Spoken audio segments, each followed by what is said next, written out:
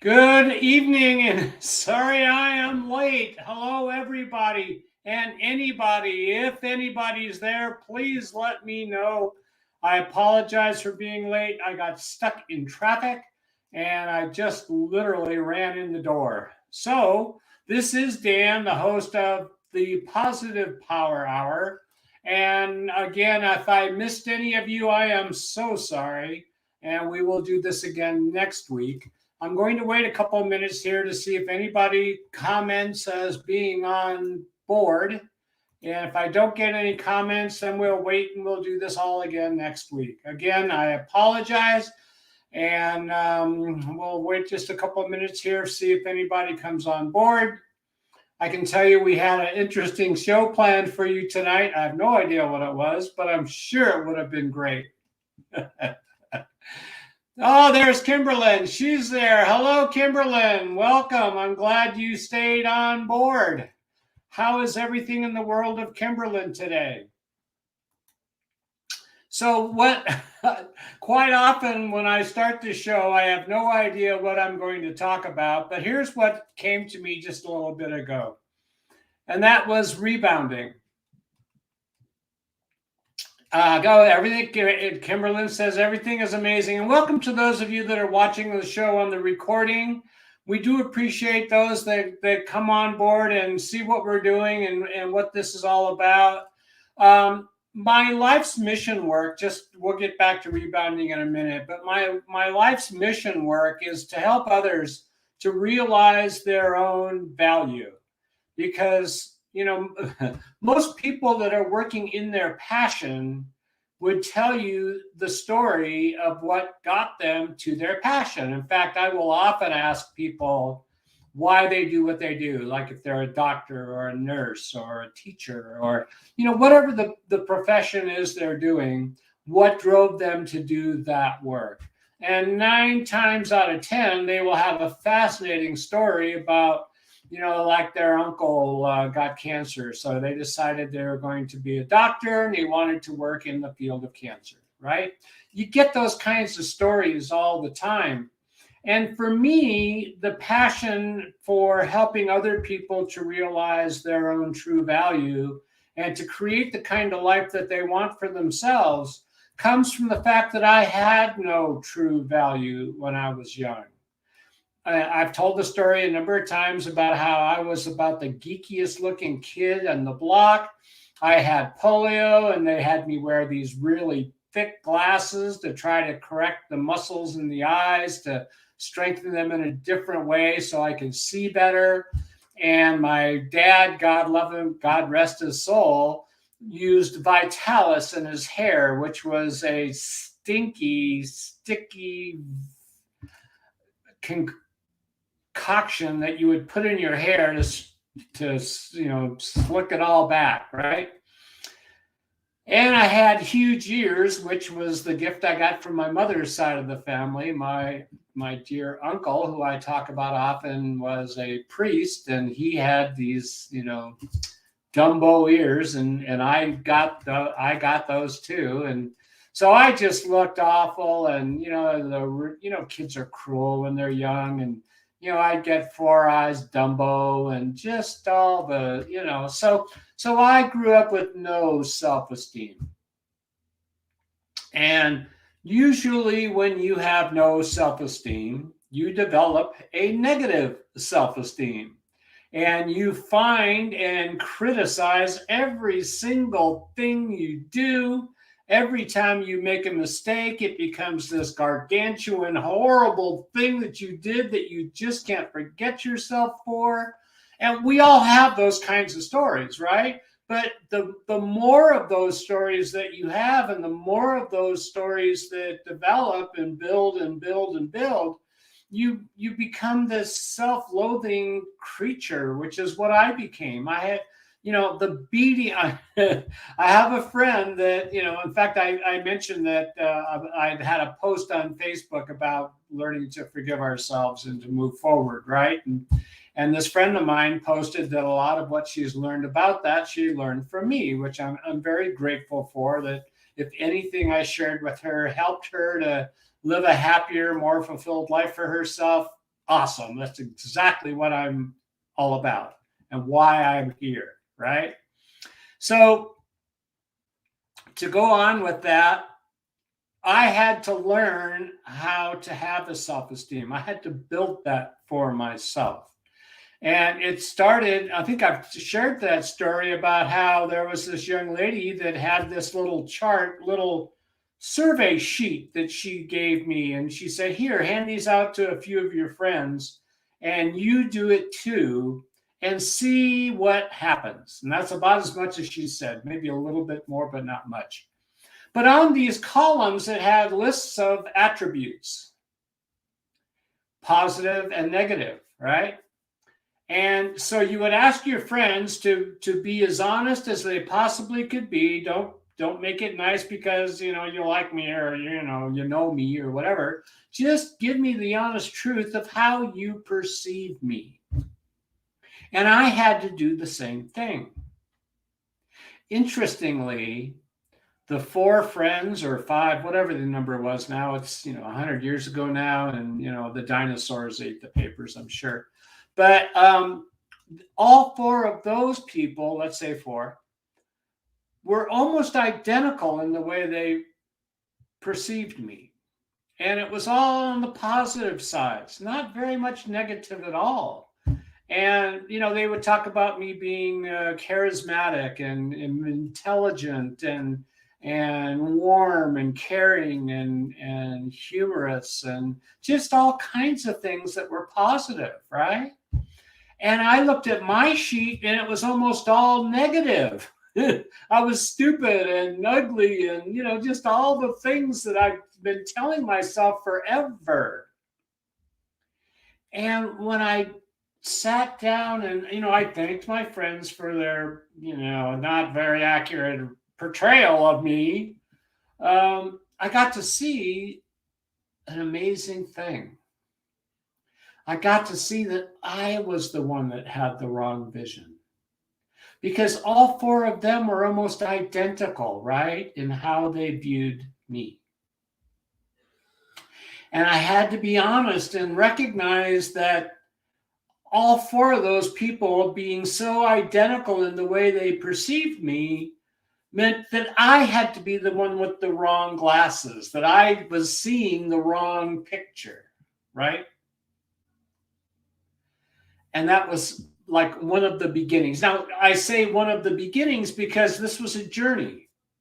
And this whole process of turning our lives around and becoming empowered in our life and using that power for good, right? There's enough powerful people that aren't doing it for the right reason, right? But we want to help enrich our fellow brothers and sisters in this world. That's what true success is, at least from my perception, right? So this was a journey. I had to start with recognizing that I was beating myself up horribly. And though it wasn't the end of the beatings, one of the major contributors to turning it around was when I got cut up with a razor blade so severely that the doctors thought the ambulance drivers didn't think I was going to make it to the hospital, right? It was so gross looking with all of the cuts all over my face, all over my arms, all over my legs. I mean, I was cut up everywhere. That I was so ugly that they made me night appointments to see the doctors because I was scaring people in the waiting room, right? A lot to overcome, isn't it? A lot of rebounding. Yeah, that's right, rebounding. We'll get more into that. I haven't forgot. So the journey was so amazing. When you look back on pain, you get to recognize the joy that comes from it and the strength that you develop from it. And, I talk about this all the time. Kimberly, you and I had a really strong talk about that all the times that we beat ourselves up for the mistakes that we've made, more times than not, we ended up exactly where we thought we were going to go in the first place, right? We just had to take some detours and learn some things to get us in that strong point. And it's what the whisper work is all about, is that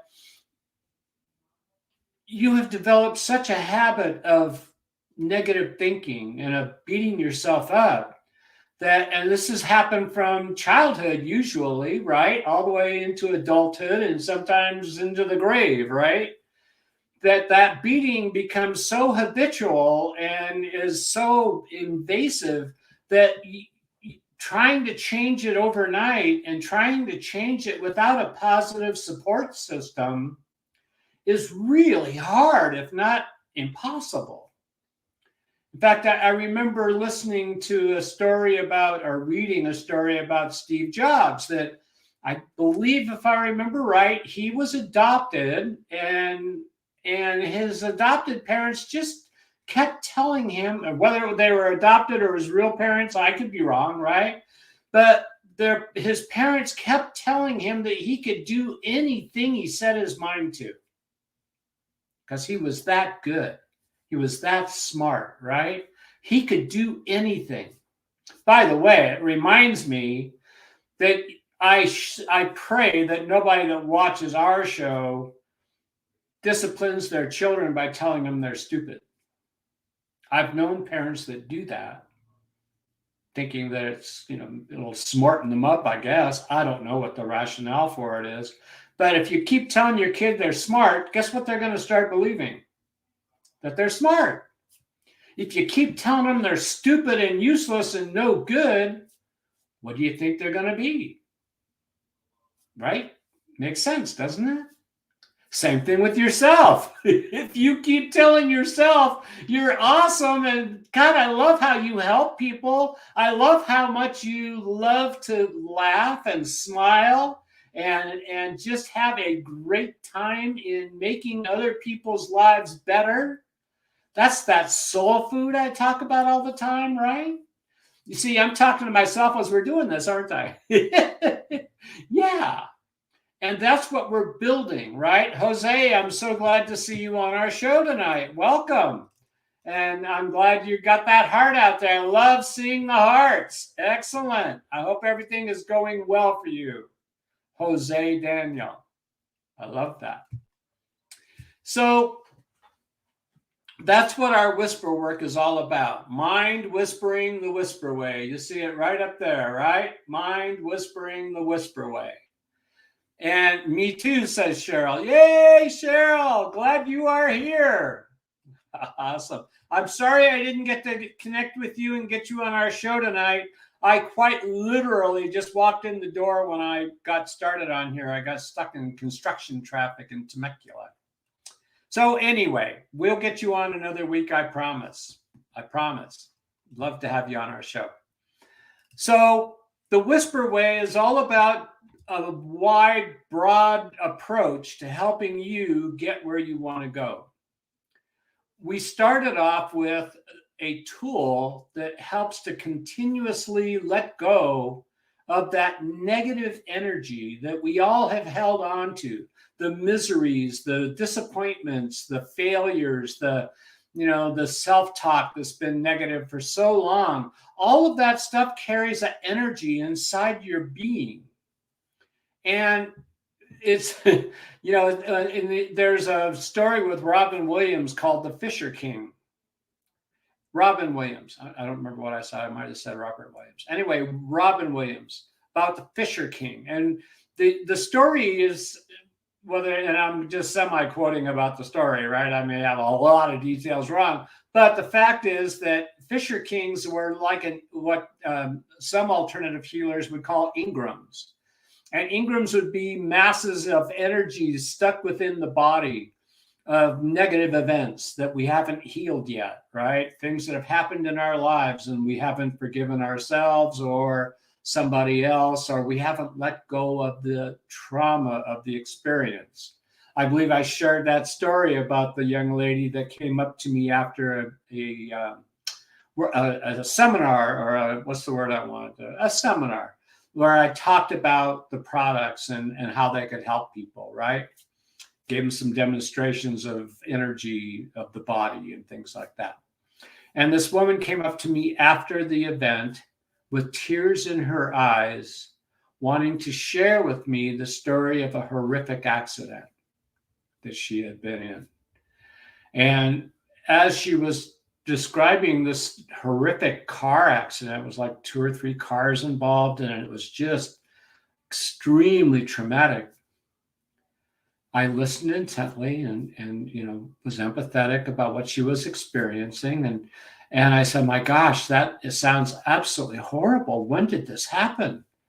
And she said, like 2 years ago or 4 years ago, something like that. It was a long time ago. And what I got to realize right in that moment was that poor woman was stuck emotionally in that horrific ordeal. She's still living in it, at least at that point. I don't know what's happened to her since. I haven't seen her. But it showed me just how powerful our experiences are in our life and how they dictate in many ways the experiences that we have today. And if we don't heal those things, if we aren't able to let that energy go, if we're not able to forgive the person that hurt us, if we're unable to forgive ourselves, it impacts everything that we do. Does that make sense? If it does make sense, somebody say, yep, absolutely. There's something in the comment bar. Let me know that this makes sense to you, okay? We hold on to that energy. And it's like I remember when my grandchildren's grandmother did the wise thing and kicked me to the curb. I went to a therapist to explain to me that you really are. I read a book, one or the other. Anyway, it said that you should stay single for 1 year for every 5 years you're married, or 10 years. I don't remember now. It's been too long ago, right? But the point was that what happens to too many people is they'll jump from one bad relationship right into another one because they haven't spent any alone time to process what was good and what was bad in the relationship. So what you tend to do is look for a person. It's not conscious, obviously. No, we would all say, I have never picked the same kind of woman again. No way. Or husband again. No way.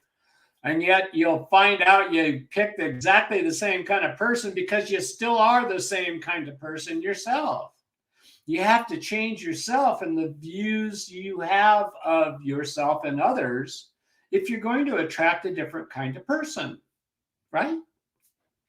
So this is where we all get we sabotage ourselves and we sabotage our life because of past failures or perceived failures, perceived shortcomings within ourselves, perceived shortcomings of others. And so we keep getting set up for failure, right? We say, okay, now's the time I'm going to go out and I'm going to create a new business, right? Or I'm going to get into a new relationship and this one's going to be really good.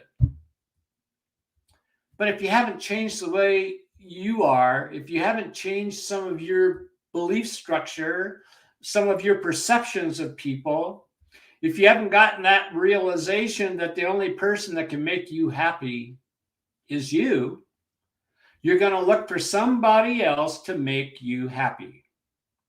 And then one day you're going to wake up realizing you still feel miserable and it must be their fault. It can't be mine, right?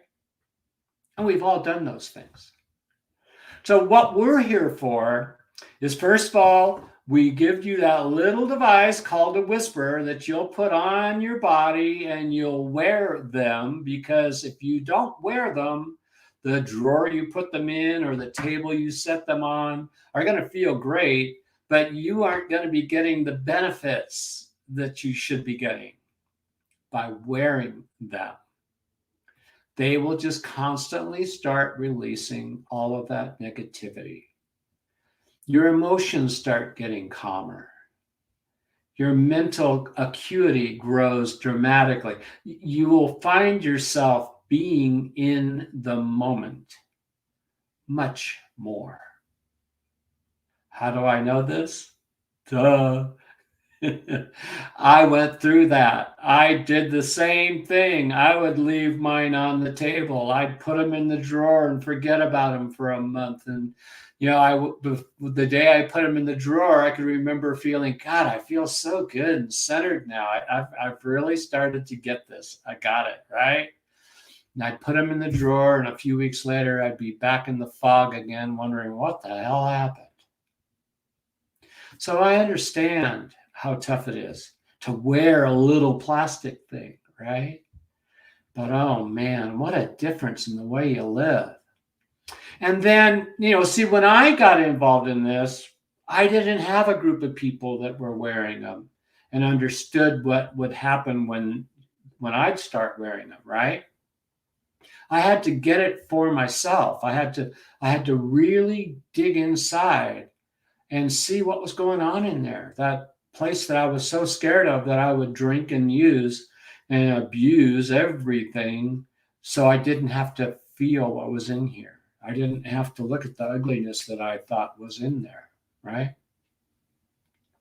But then I got persistent. I rebounded, right? I went back to doing what was working right. And, now I don't know if I think maybe there's been a day or two in the last 10 years, maybe, that I've forgotten to put them on or something, but never a whole day. Usually it's an hour or two. And I almost feel it immediately when I quit wearing them, right? So that's what will happen to all of you when you start wearing a Whispers. I know it seems silly that a little plastic thing will make a difference, but I've seen it too many times. I know what these do. It's really cool. Yeah. So back to rebounding. I was listening to that rebound, the what was it called? The Redeem Team about the Olympics, where Kobe Bryant and LeBron James and all of them were playing. And I was thinking about that show, and it reminded me of Dennis Rodman. Now, for those of you who don't know who Dennis Rodman is or was as a basketball player, he was different. He played to a different tune. He did what he wanted to do, no matter how outrageous it looked. He painted his hair yellow and orange and blue and green and just did all kinds of different things that back then were way far weird. Now grandmas are wearing blue hair, right? It's a different time. But back in the day, Dennis was just like a cartoon freak, right? I mean, he couldn't shoot a basket to save his soul, and he's a basketball player, right? But what he knew was that what he could do and do completely better than anybody else, he was the best at, was rebounding. So that's what he focused on. He focused on being the most dominant rebounder in the National Basketball Association, the NBA. He would grab every single offensive rebound and defensive rebound he could possibly get, right? And that was all he did. He wasn't good at much else. He could make a shot now and again, but it was rare. But he was an incredible rebounder. And that's what he focused on. Rebounding. He kept going after the loose ball, right? Kind of like that dog that, you throw the ball and boy, he runs after it and he goes and gets it and he brings it back and yeah, I did it. Smart. We had a dog that he would do that maybe once or twice, and then he'd look at you like, you threw it, you go get it. But the point is, with rebounding, we all fail, right? We all have those times where we try to do something, maybe a little bit outside our comfort zone. Maybe we haven't quite got that level of confidence we need yet to not quit and to not give up, right? we're just a little bit short of that yet, right? And then we'll quit.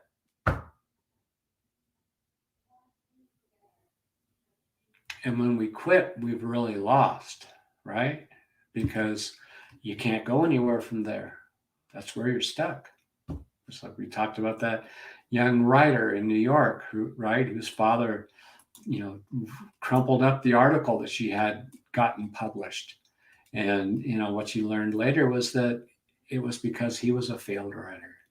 And he didn't want her to feel that pain that he felt when he had to come back home having failed, right? But it's just because we're looking at it wrong. Just like I was with those 4 friends writing out how they viewed me and me writing out how I viewed myself. It's all about perception. It isn't that you failed. It's just that you're learning more lessons to get us along the road of success, right? That's the difference between the hugely successful people and those of us that clock in at 8 o'clock and go home at 5:30 and think, boy, my life sucks, right? Now, I'm not meaning to disparage the workaday person. I'm one of them. But the world needs those people, right? The world needs me doing that for whatever amount of time I'm going to do it. Hopefully not very much longer. But most of those 9 to 5 people are in that category of the people we talk about that live in quiet desperation. That's not what Mind Whispering the Whisper Way is about. We want to get out of that quiet desperation. I talked to a guy just a couple of days ago who was visiting my store, and he worked at a different store. And he actually talked about people living in quiet desperation. I said, oh, the Walt Whitman saying. I use it all the time on my program. And he goes, yeah. He said, I have lived there too. I said, well, we all have. We've all been there, right? And once we can acknowledge that, yes, I've been in that quiet desperation and it really sucked, then we can start making changes. I had a friend who used to talk about how she loved being a little bit depressed. Kind of liked the way it felt. It was just a little quiet, a little, And I never understood that because I've always wanted to be the up person, right? I love being up. It's my favorite thing. And I got to talk to her a number of years later, and I said, do you remember how you used to kind of talk about depression with a what's the word I want? Kind of a reverence for feeling that way. She goes, yeah, I was an idiot. As well as kind of what I thought at the time, but not an idiot, just that, that's kind of a strange way of looking at depression, right? But that's what you do when you're depressed, right? I mean, that's what's so hard about people that suffer with depression, is that it feels like it's never going to get better. And that mind gets so used to giving you that negative feedback that it has actually become your master instead of your servant, which is what we talk about here all the time. Converting our mind from being the master, because it's not, to being the servant of the soul. The soul is the master, not the mind. The mind's job is to kind of keep us here. It was supposed to be our servant. But we didn't know that. We didn't understand that difference. As subtle as the difference as it is, it's really powerful, right? And when you start to turn the ship around, we always talk about turning the ocean liner around in the ocean and how long it takes, because it's a big wide swing to make that big movement with the ship. Well, it's that much bigger turning yourself around, right? So we talked about the hugely successful people. They just don't go where we would go, right? They won't get into self-pity. They won't get into defeat. They're just going to, go headstrong into finding the solution for whatever it is that's causing a problem in them accomplishing whatever it is they want to accomplish. They are just indefatigable about succeeding. That's the difference. Now, one of the reasons I was late was I went to my barber to get a haircut, and that's where the traffic kicked in. But she was talking about how everything has to be kind of in balance, right? And everything is just so out of balance, and it's it seems today that so many of the uber rich people have done it without much care about the people that help get them there, right? I talk about my friend that has a company that is doing quite well, thank you, and I'm grateful and happy for him that he's achieved this success. I'm not surprised because he's a very smart man. He knows his business inside and out, and he's done it the right way. And one of the right ways he's done it is that he said, look, my employees are making me a very comfortable living. Why shouldn't they benefit too? So he pays them a very good wage, probably far more than they would ever get in any other company doing what they are currently doing. And what that has created is a company of extremely loyal employees who love going to work and love the benefits that they're getting in their life because of the hard work that they do.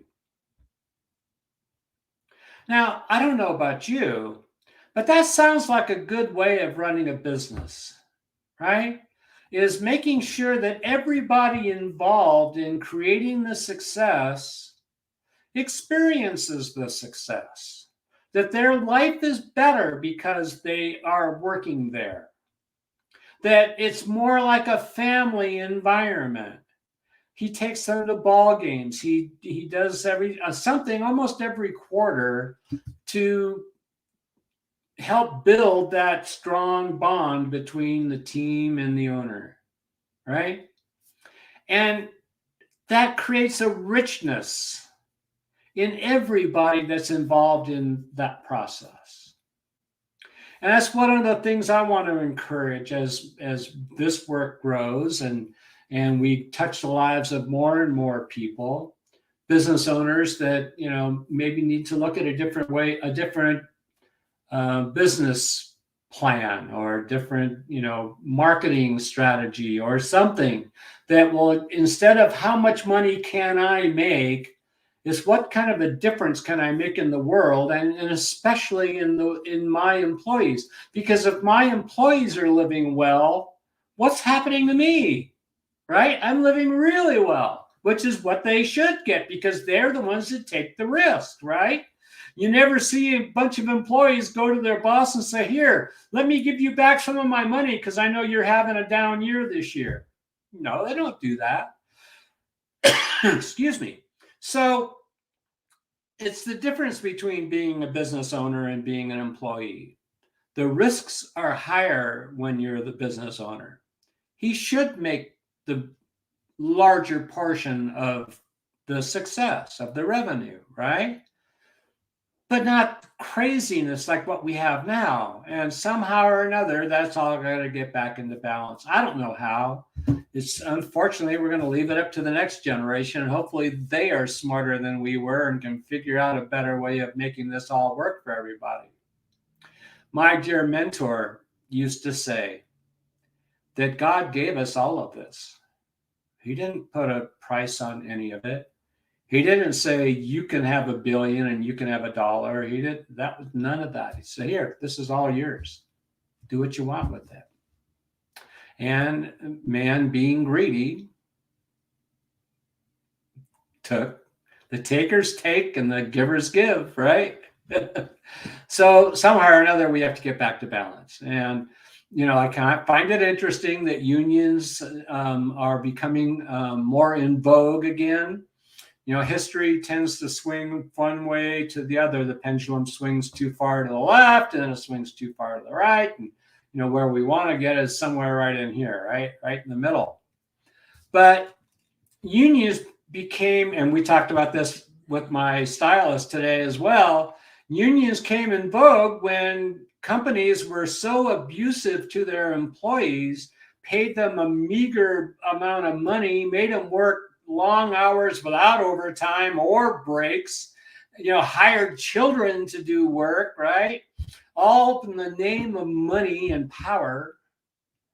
And then people, got together and said, wait a minute, we're doing all the work and we're getting nothing. Let's get together and create a union, right? And that's how unions got started. And I love, U.S. history talking about how people had to get up and fight for themselves and say, this is not right. We need this to be better. And unions became, a power, a force. And again, because, egos get in there and money gets in there and corruption gets in there, unions became too powerful, forcing companies to, in many cases, absolutely quit business because the unions just made it too hard to make a living. I was in a union shop once, and I love working, and no matter what job I'm in, I give it my all because that's just the way I do things, right? But I was called in. I'm a vegetarian, have been for over 40 years now, right? And in my younger life, I worked in a meat packing plant. Yes, where they kill animals, cut them up, and put them in trailers to send out to Stater Brothers and Ralph's and all the grocery stores so that our carnivore friends can eat, right? And I had heard it said when I took the job that, if you realized how your hot dog was made, you'd never eat one, right? Well, I got called. My job was to pick up 4 quarters of beef, throw them over my shoulder, and carry them into the truck and hook them up on the hook. These are about 150, 200 pounds of beef, right? And it's all about how you distribute the weight and get that balance so that it's, but for the first maybe a week and a half, 2 weeks, I couldn't raise the fork to my mouth because all my muscles were so sore and building, right? But anyway, I got to where I was quite good at it, and I worked hard at it, and because that's how I do it, and I did well there. But one day they called me into the office and told me they had to let me go, and I said, why? What did I do wrong? And they said, well, you haven't done anything wrong. As a matter of fact, we went to the union begging to allow us to keep you because, frankly, you're the best loader we've got. But the union won't let you stay because of seniority. And that's where unions went too far, right? So they were, these truck drivers were guaranteed jobs. And so they lost their incentive to work hard. In fact, they got to where they were arrogant about doing anything. And that's where unions went too far. And then again, that pendulum swing went to the point where people were hating unions because it was so restrictive for business, right? So unions went away pretty much. Greed kicks in, the desire for power kicks in, people are making less and less money, and companies are making more and more profits. The profit ranges, amounts are just unbelievably high. And people are going, wait a minute, what's going on here? So once again, history is repeating itself. We're rebounding back to a place where perhaps we'll get a little more balance in there where, my strong belief is that everybody deserves to have a roof over their head, whether it's an apartment or a house or whatever. They deserve to have a dwelling and health insurance and food, especially if they're working 8 hours a day. If they can't even get the most basic of life, what are they working for? What's their motivation for wanting to go out and work give up 8 hours of their life every day for a company that doesn't care about them enough to make sure that they're okay? We have businesses where people are on food stamps because they don't make enough money to pay their rent and have food at the same time. That's just not right. And so I'll get off my soapbox.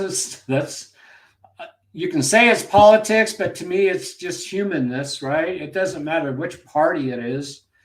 It's about us thinking like good human beings, and how can we help create a better place for our children to grow up in? And that's what all parents want, is better for their children, right? So it starts with working on the better version of us. If you are beating yourself up because of mistakes you've made, if that self-talk is really negative, it's also exhausting, right? But how in the world do you think you're going to start creating the kind of life you really want if you don't change the very basic of your being, how you view yourself? Because if you're being mean to you, whether you're aware of it or not, you're being mean to the people around you. If you're judging yourself all the time, you're going to be judging other people as well. How can you not? So we have to start with those baby steps. Number 1 step, wear whispers.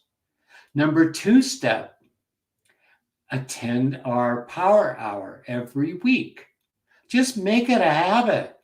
You may hear the same things over and over and over and over, and you may go, God, I'm tired of hearing that same stuff all the time. It's like my dear friend that every time I would say the beatings will continue until your attitude improves, she'd go, oh God, I hate when he says that. It just drives me crazy. And now she has it on a plaque on her coffee table, right? Because that's how we learn, is repetition. You have no idea what God's plan is for you. You have that very minimal vision of what you think God might want you to do. And even that little bit that you think you might be able to do is just nothing compared to what God would have in store for you. The wealth he wants for you to have. Not just money, right? Wealth is much more than just money. It's about how you live your life, right? Some of the richest people in the world are some of the most miserable people. Always putting other people down to make them feel good.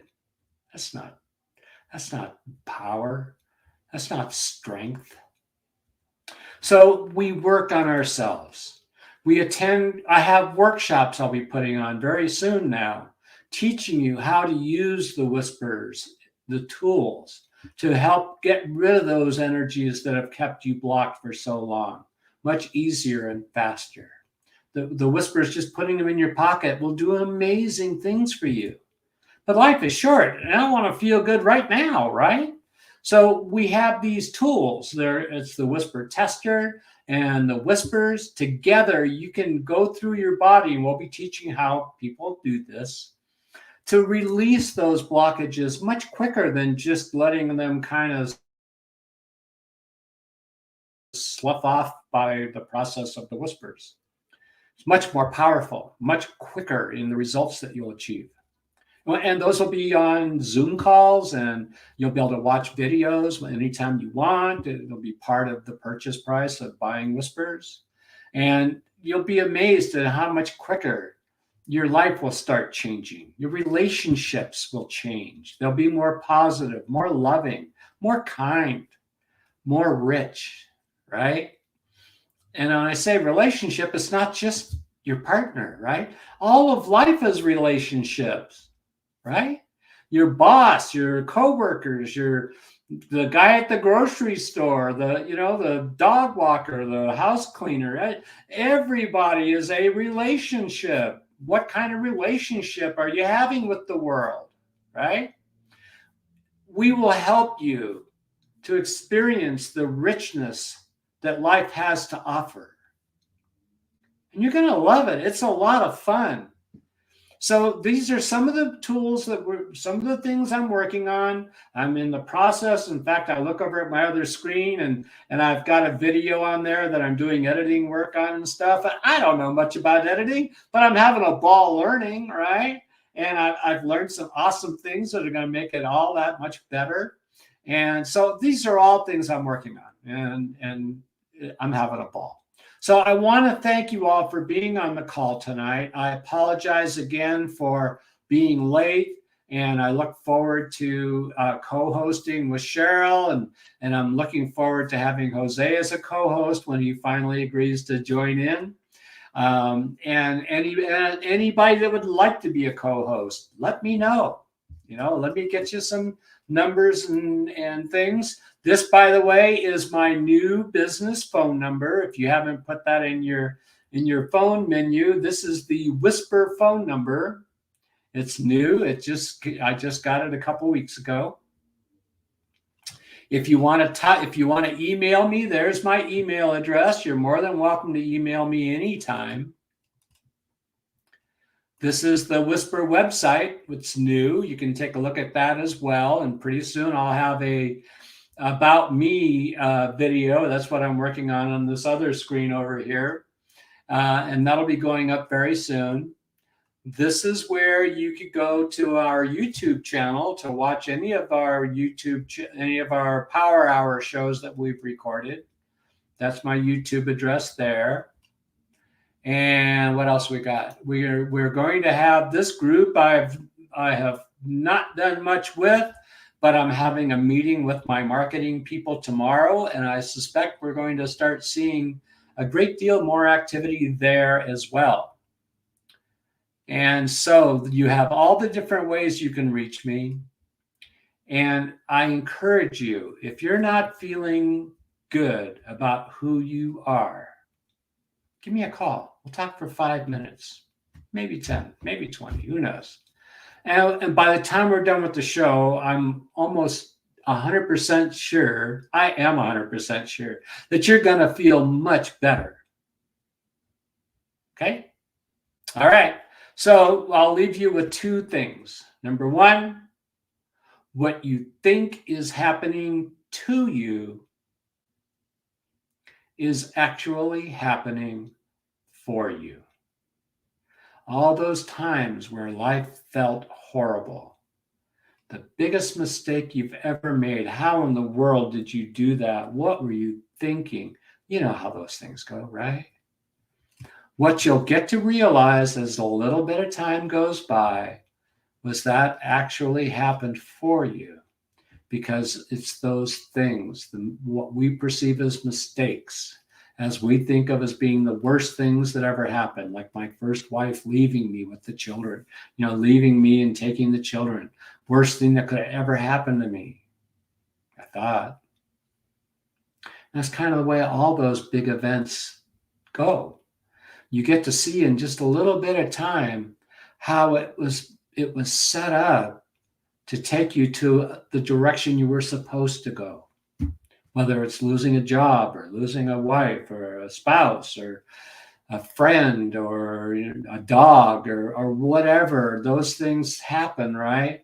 But you see that there was magic. God's hand was in everything. So that's the first thing I want to leave you with. And then the second one is the one we always close our show with. And that is, if you see somebody who doesn't have a smile, what should you do? Give them one of yours. Why?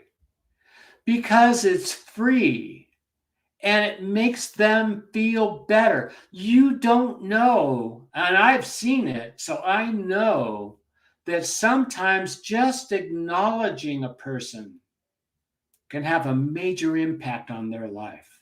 Just a simple smile, a simple positive comment like, gosh, that's a pretty dress on you, right?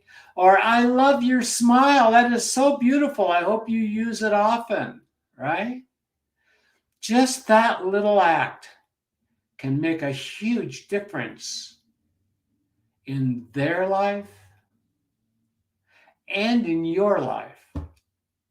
So if you see someone without a smile tomorrow or even today, give them one of yours. See what happens. So thank you for being on the show tonight. I appreciate those of you that hung around and waited to see if I was going to show up. I appreciate you waiting, and we will see you next week right here at the Positive Power Hour. Good night, everybody. Take care.